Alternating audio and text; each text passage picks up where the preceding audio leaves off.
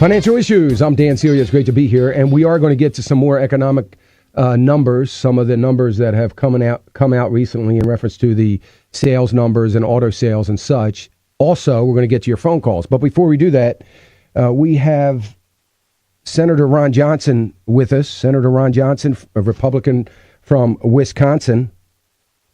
And somewhere along the line, one of the things that you and I whine about, you, the listener, and I, and you hear me talk about at my town hall meetings, is what we're lacking in Washington. And I will say, for the benefit of the senator, I don't believe that dysfunction in Washington is our problem.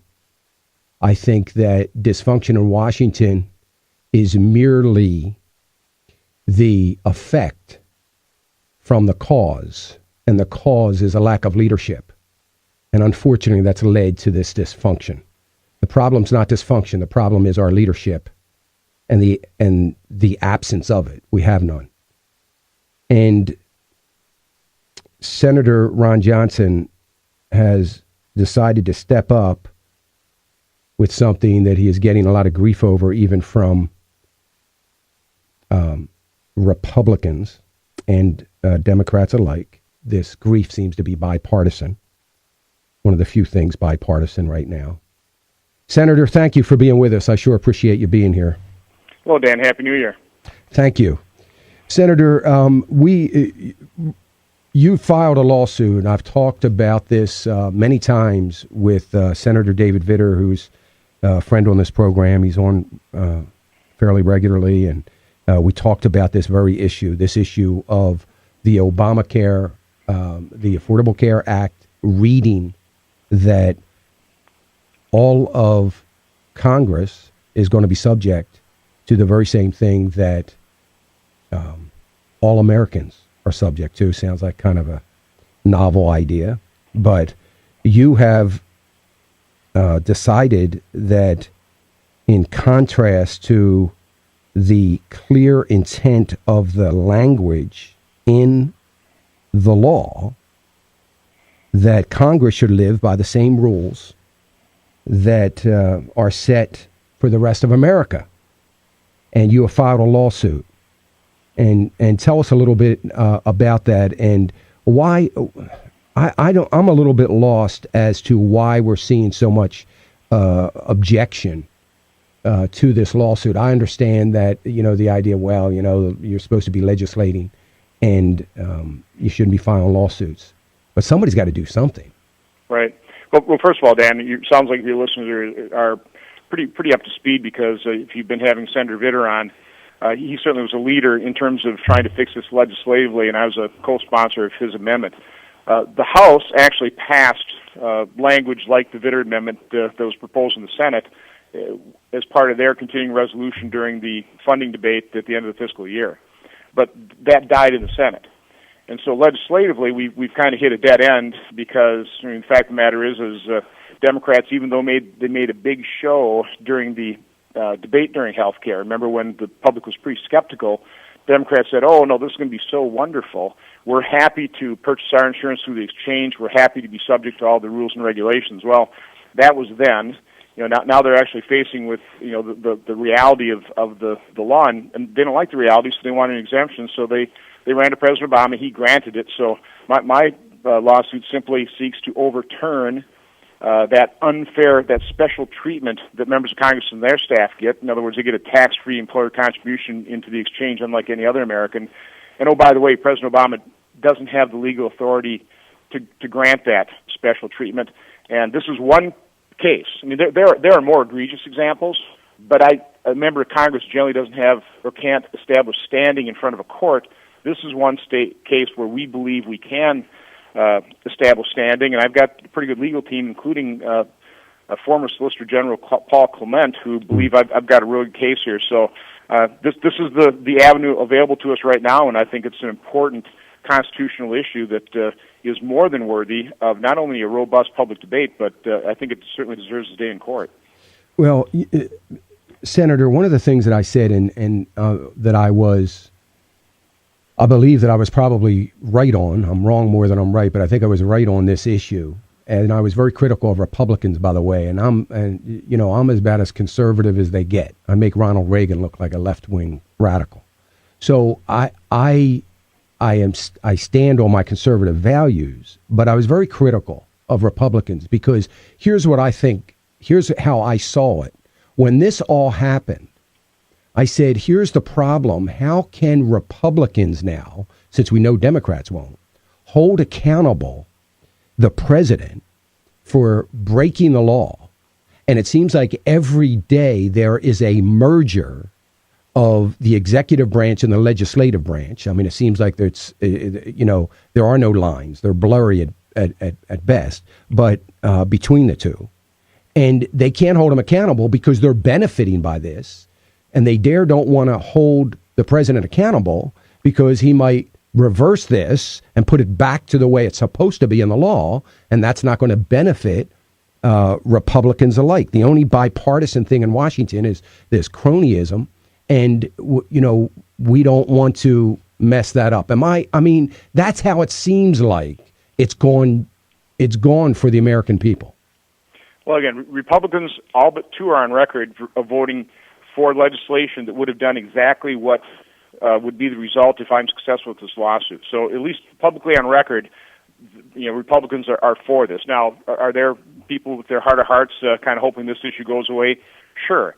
But that's one of the reasons I'm pressing this through the court of law so that we kind of take it out of the halls of Congress here for the time being, and let's get hopefully an unbiased legal ruling on this case. I think it's extremely important. And again, this is just one of the one of many instances. For example, President Obama, when he just delayed the employer mandate. Now, I agree with delaying. Well, I want to see Obamacare go away. Okay, right. I want to see it repealed.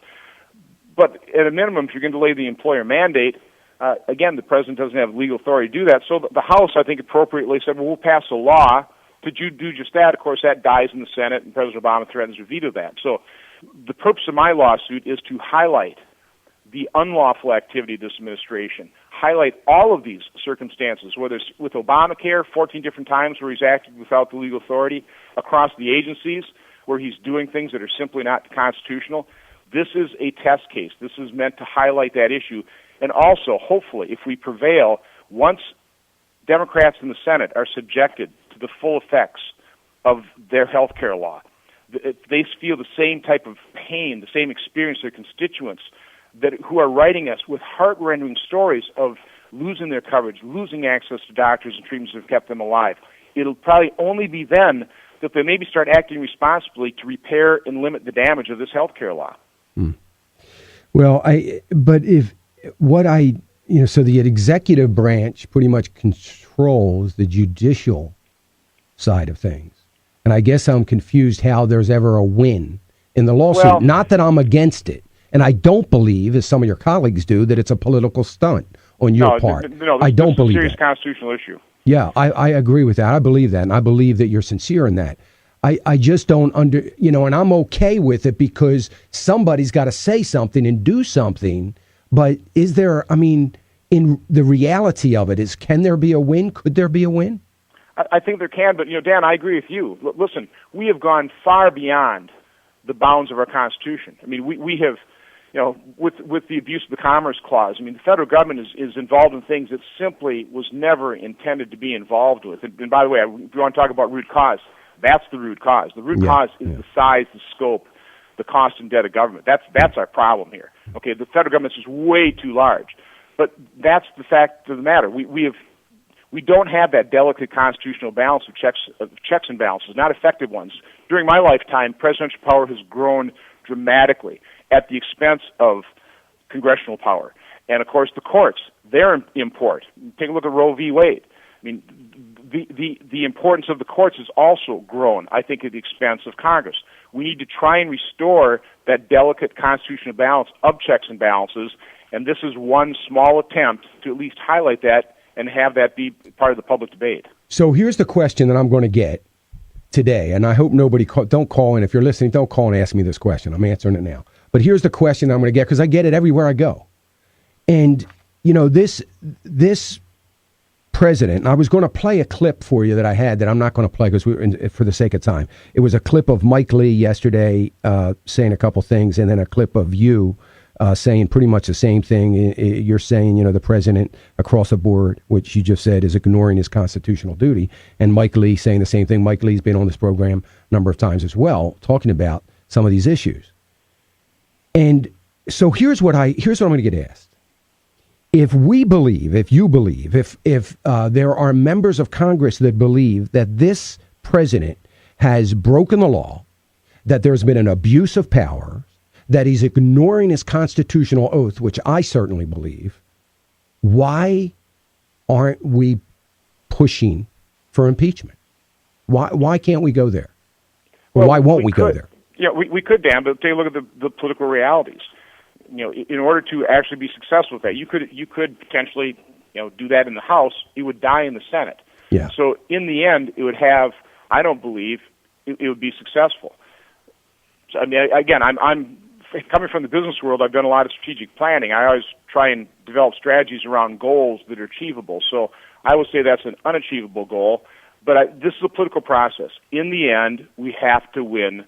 Politically, we have to win the elections. In other words, what we have to do is we have to win the political argument. We've got to, through information and the sharing of it and the discussion of it, we've got to change the hearts and minds of the American public to stop looking to the federal government to solve all their problems. I mean, believe what your eyes and ears are telling you. The federal government is dysfunctional. So ask yourself a question. Do you really want to continue to grow it? Do you want its influence and control to increase over your lives? Do you really want to take over your health care system? That's the political argument that we have to make, and then we have to win, and we have to win the elections so we can actually enact the policies that will put this country back on the path, the vision of our founding fathers, which is a limited government and an emphasis on freedom and private sector. But see, one of the things that is the problem, and I've been in business 32 years. I've had 4 very successful companies and a lot of failures. And never in my life, through all the rough times, through all the good times, the bad times, never in my life have I been without health insurance. I'm without health insurance for the first time in my life because Aetna decided to move me into the exchange or drop me. And, but there are American people everywhere that I hear. See, one of the things that is so frustrating to the American people, and frankly, Senator, with all due respect to everyone on Capitol Hill, but in all due respect with you, one of the biggest issues that the American people, and I don't believe that politicians understand, is that the American people aren't as concerned as the politicians about winning the war. They're concerned about someone having the guts to wage battle. And if we lose, we lose. George Washington lost a whole lot of battles before the war was won. But nobody is willing, because for the sake of winning, if we're not going to win, I'm not going to have the battle. And I think it's the wrong mindset, because the people today across this country, I'm in 44 states. I travel across this country speaking at town hall meetings and leadership conferences and investment conferences. And I can tell you, the people want to see somebody. They want to see a battle. They're ready first to battle. of all, I totally understand that. I'm a guy that gave up a life I love in Wisconsin, Oshkosh, Wisconsin, running a business. I spent $9 million of my own money. I say that it's public record. That was not chump change for me to be the vote to repeal Obamacare. I understand the damage and harm that this healthcare law will have on real people's lives, on our federal budget, on our freedoms. Absolutely, we've got to fight. We've got to win the political argument, though. We have to win. We have to fight and win the political argument. Part of the problem we had prior to its implementation, 40% of Americans didn't even realize it was the law of the land. Now Americans do understand that. So we need to continue over between now and November 2014, we've got to press this argument. The fight. The fight is the argument. We've got to make that argument coherently. We've got to point out the harm, the damage to the American public. They need to understand it so that they actually elect officials dedicated to repealing this law and replacing it with a healthcare system, a private sector-based system, one that's based on freedom and choice that actually would limit the growth in expenses, improve quality, improve levels of customer service and innovation. So, we've got to win the political argument. So, I've been fighting since the day I stepped into the public arena to try and become a senator to repeal Obamacare. I agree with that. Well, Senator Ron Johnson, and I say this with all sincerity, I am behind you 100% because one of the main reasons is that my listeners, all of those in Wisconsin and across this country, appreciate so much someone that is willing to have a battle and to wage a little bit of war in hopes of a victory. And I appreciate you for having the backbone to do it. My prayer is that it rubs off on a few others, and there are others. There are others. I'm not saying you're a lone wolf. There are plenty out there, not plenty, but there are a handful on Capitol Hill that I have an enormous amount of respect for. You're one of them. I sure appreciate you coming on the program, Senator. I hope you'll come back and give us an update on this. Absolutely, Dan, and I appreciate what you and your listeners do. This is about information. We've got to spread that information around to everybody we know. So God bless you for your efforts.